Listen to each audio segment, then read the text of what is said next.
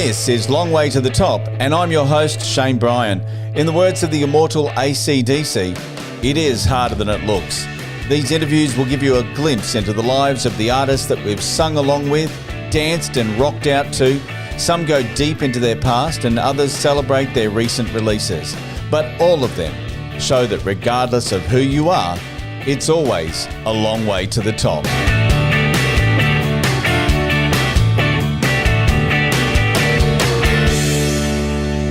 Rickie Lee Jones has been proclaimed as the Duchess of Cool. She's got 2 Grammys under her belt. She told us that Chuck E was in love, and then she gave Australia one of the biggest gifts of all time that is still giving to this day, and that is the horses. She's got a brand new album out called Pieces of Treasure, and she joins us on this episode of Long Way to the Top.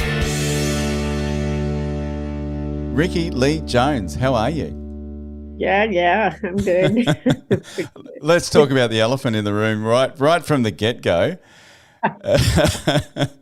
We know what that is, right? Mm-hmm. I'd love to hear your take on the horses, given the fact that it was originally written for your daughter. Yeah. Let's see. Well, my witnessing of the song down there doesn't start till for about 10 years into it. So I recorded it for Flying Cowboys. And then a year or so later, Kenny Loggins recorded it for his kid, record for babies and kids. And then we got a request from Rondor Music in Australia. They were my publishers to release it to Daryl Braithwaite. And so we wouldn't have had to if somebody had already done it. So I might be confusing the order, but I think they both happened about the Kenny and Daryl. So he said he's a good guy. He's popular, and he's had a hit. So they felt like it would do well. Nobody had any idea that it would do what it's done. And I hadn't seen the video. I saw a commercial that was kind of riffing off it, I guess, and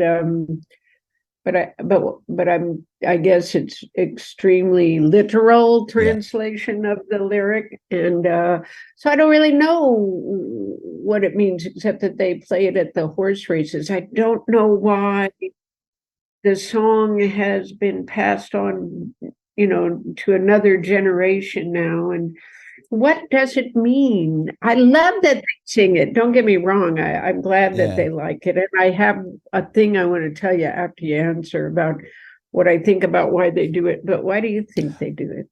Well, it's an interesting thing. I actually spoke to Daryl about this himself, and it was a very big gap between the resurgence of the song and when it first came out.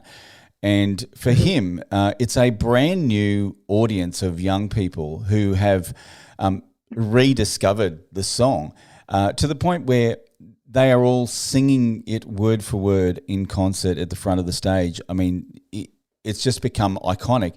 And then, of course, for Harry Styles to go and sing it in concert and bring Daryl on stage, which was a nice nod to him. It's really sort of reinforced the fact that that this song has had that second life, and I think it just resonates with everyone that listens to it. Do you think that because I saw Harry do it, and Daryl was in the audience, and then the next night Daryl was on the stage. Do you think that Harry brought it to a young audience, or was it already being translated to a young audience? It was already being translated. I saw it a few years ago, and at a Daryl Braithwaite concert, and I actually said to him afterwards, I said, "How do they know the lyrics to this song, and also his earlier songs? How's that? And One Summer, like." How do they know that? And he said, it's the bizarrest thing. He said, I think I was in the right place at the right time doing an event, and it just happened to be, in one of the festivals, and it just got picked up. What got picked up? His music again. And people started listening to his music again. And, of course, the horses. We also have in Australia here, The Horses, his version is one of the biggest played songs on commercial radio in Australia. So that has a lot to do with it. I should be making money because I don't get any checks. And if that's a fact, then I'd like to know, because I'm not getting any money for it. That pisses me off a little bit. But when I wrote this song, when I first started it, I was very pregnant. And then the baby came and I finished the song. And it was... so I don't know what's going to happen, but if I'm gone, if you get lost, the world itself will guide you like your mother. It says, and even then, whisper the wind, and the wind will carry up your ride. And so, because I hear all the people in the world in one little bird. And so in a way, that's exactly what's happening, isn't it? Yeah. It's as if the whole world, even though it's Australia, but that's a big part of the world, inexplicably sings this song out loud. They're not, they don't have any idea who Charlotte is, but it was a weird thing, as if the idea was planted in it, and in the metaphysical world, it delivered that. I had that feeling a few months ago that, well, that's how you wrote it, so why are you so surprised? So yeah, it's a wonderful thing, and but who can explain why? It's a beautiful sentiment, and it doesn't really say anything too concrete. It says, you and me, you are going to have a great life. And even if you're up there too high, I'll be there and I'll pick you up. It was Walter's idea to change the key of the chorus, which always was a little... But the audience loves it. That's where they join in and yell those lyrics out. So that's a wonderful thing. But at the end of the day, I'd like to get paid too. Yeah. Now, you have a real knack for taking songs that are very simple in their thought and their idea, and turning them into massive hits. I mean, Chuck E, right? Yeah. Chuck E's in love. It's literally about your friend who's in love, right? That's it. Like, it doesn't get any harder than that, right? But it has a lot of colloquialisms that make it kid-like, I didn't know, but I thought everybody in America knew what PLP was back then. But I find out a lot of people didn't know what that meant. So it must have been a thing in the Chicago area. And so it meant... What does it mean? Public leaning post. It was used as a noun. So probably coming out of the 40s, maybe some smart aleck would go, what do you think I am, a public leaning post? When somebody would lean on them. And then that got abbreviated to, what do you think I am, a PLP?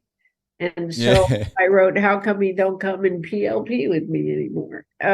I've heard some kind of weird things about what people thought it was, but that's all it was. There were some other things that were decidedly kid-dumb and of a certain, like the sign on the door, the do not disturb sign, and his blue jeans and all that stuff. So it was a list of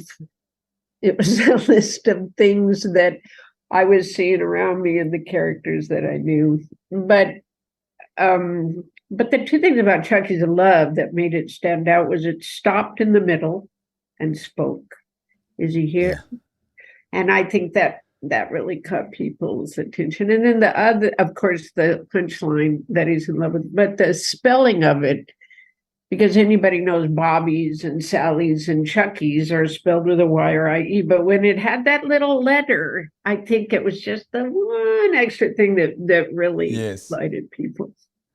It's in the simplicity of the song and the ending of it that it really sort of really gets you. It's just a little R&B kind of thing, right? You can write anything to that.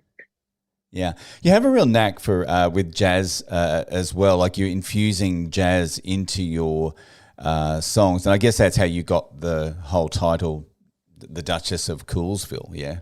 Yeah, maybe. I mean, the writer for Time wrote that, and I think he did that because whatever, the first things people wrote about me were the jazz side of Lifeline, right?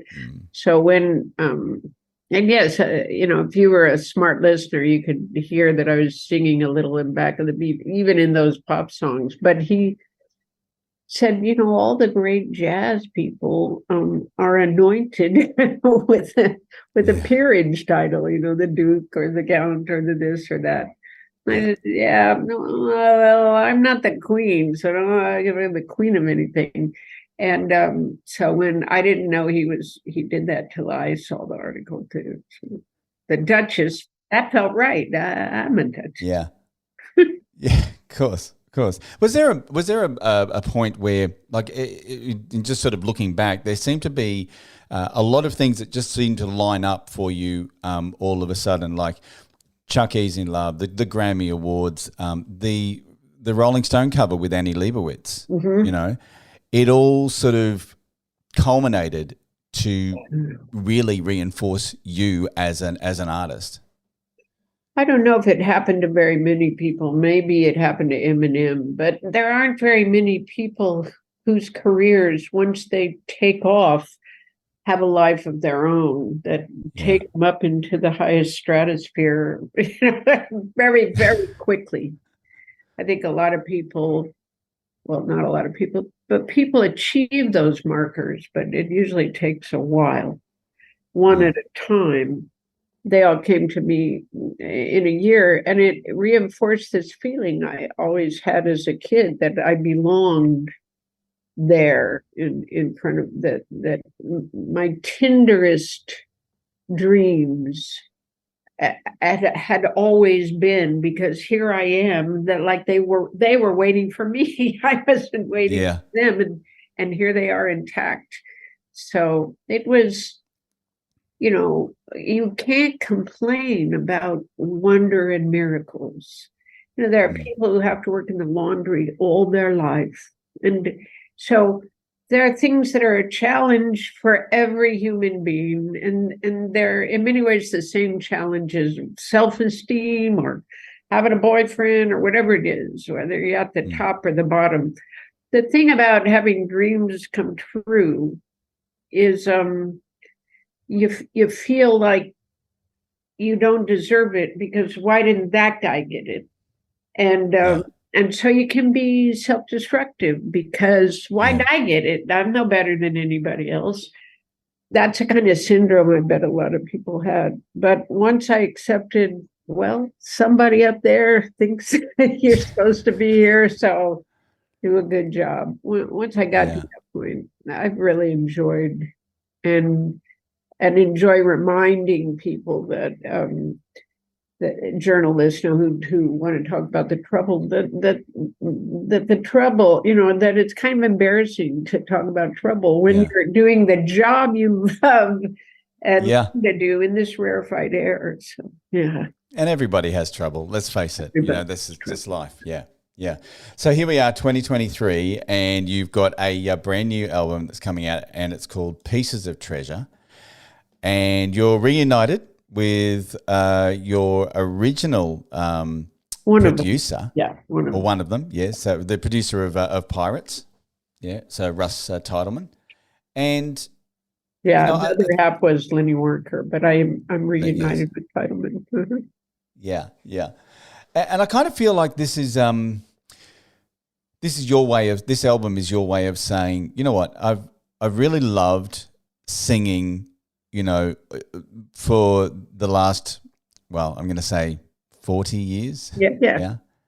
And this is my gift, and it's a real American songbook of jazz, Well, and not just jazz. Sounds good. That's it. That's what I'm saying. There you go. There's your marketing spiel for you. That's right. I've been wanting to not have to hold an instrument or carry an instrument and just be able to stand and sing, unencumbered by having to remember because I always sing off the beat. So it's really complicated. And and it hurts, it hurts to play guitar. Those strings are like little razors. So all those little things you don't think of because the audience doesn't think of, and that's good. But I thought if I could just stand and sing, it would be a totally different character and a wonderful experience for me. And I mean, from the studio right to the stage. So in the studio, I've always sung this stuff, and it's my vocabulary, my natural musical language. However, I began to worry in the studio that I might have trouble because I'm 68 and everybody's voice begins to age, and the precision, the microscope that people have on jazz, especially the way we recorded it with the voice way up front, that I hope you're not too late into the battle box here, but once I got in, and there were some, I can't quite do that thing anymore. Another determination, another voice took over. She's very saucy and sensual, and I know it's me, but it also felt like it was some other person waiting in the studio to sing it. So I felt honored that at the end of the recording, I had done a job that I'd be proud of, for the next 40 years. Yeah. And you should be proud. It's a beautiful album, absolutely beautiful album. Your latest single, Nature Boy, which when I first started listening to it, I felt it had a very European feel about it. I mean, this is a song that has been recorded, let's be honest, been recorded by Bowie, Nat King Cole, Tony Bennett, and Lady Gaga. I mean, it's been like right throughout the generations, okay? And you've taken this and you've added, I'm going to say, elements of Spanish. Yeah, it's an Yiddish. oud, Yeah, and it is an oud. It comes from Armenia. Yes. It does. I've heard people say Spanish, but it's actually Middle Eastern. I feel like we're in the Kasbah, so maybe it's down near Spain, in Tunisia, in North Africa. But that's the wonderful character that instrument brought. Yeah. And look, one verse. That's it. That's it. But that's kind of all you really need to say, right? Yes. And that makes it, more like what might have happened if you met that boy and he said that line. He wouldn't have said it twice. So no, that's it. He would have just said it once and off he goes. Yeah. What are your? I mean, it's hard to say this, but I mean, are you expecting? I guess with any album, you have an expectation of how it's going to go. You don't expect much? Am I hoping for or expecting? Look, I think this is it's a real nod, and I wouldn't be surprised when the album comes out that it does get acclaimed for the music that you've done, because it is very nostalgic in its whole aspect. That would be good. I mean, I think I've thought that from time to time with other pieces of work, but this one, and I think because of Russ Titleman, the sound of it, everybody's playing. We hit this identity, right, and we kept it throughout, and that's part of what makes a great record and hopefully a hit record, is that it's the Beatles from start to end. It's the Rolling Stones from they don't turn into monkeys part way and keep.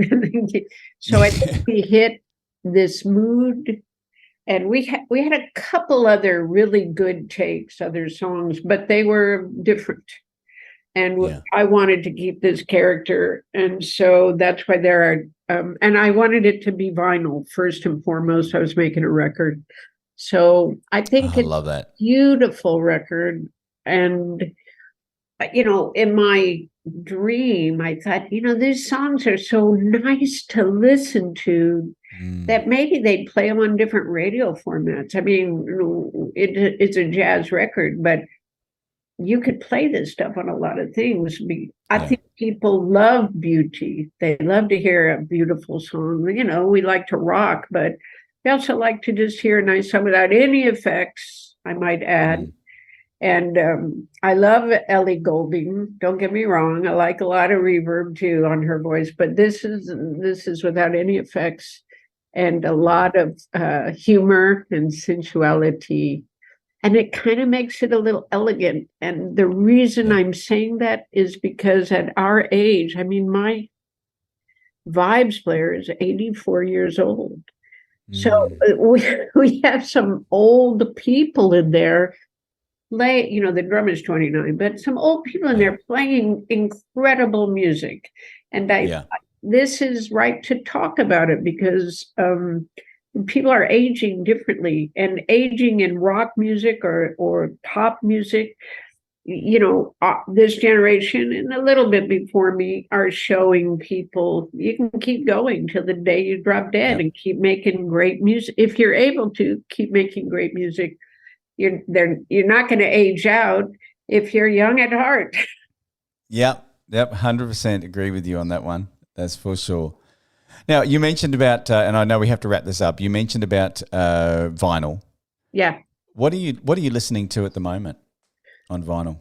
Well, I had my I just had my Sal Bernardi, my friend, sent me his record on vinyl, so I was just listening to that. And then before that, I have my record on. But I have all my old records here. I think I probably had on.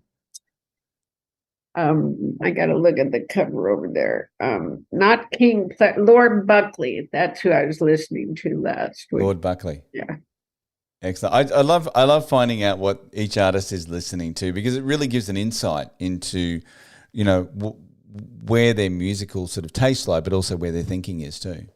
You know, my taste is all over the place. I love some bluegrass music, some jazz music, and of course the staples of Van Morrison and Crosby, those things that you hear as a teenager that lock in. But the one song I listen to the most often is Tom York, Hearing Damage. That song kills me. And so, yeah. If it's a great song and a beautiful production and the guy can really sing or the woman can sing, I love what I'm hearing. He's got an incredible voice too, hasn't he? Yeah. Absolutely. It's almost too heartbreaking. You know? It is. It is. Well, Rickie Lee Jones, thank you for joining me on the show. And I'm so looking forward to hearing your new album, Pieces of Treasure, on vinyl, the way it's meant to be heard. Yeah, thank you. And it's been an absolute honor chatting with you. Thank you. Nice talking to you. Thanks for listening. I hope you've enjoyed this episode of Long Way to the Top. Hit plus or follow to subscribe to the podcast, and head over to Facebook at the Long Way to the Top podcast and give us a like. Keep on rocking, and I'll catch you on the next episode of Long Way to the Top.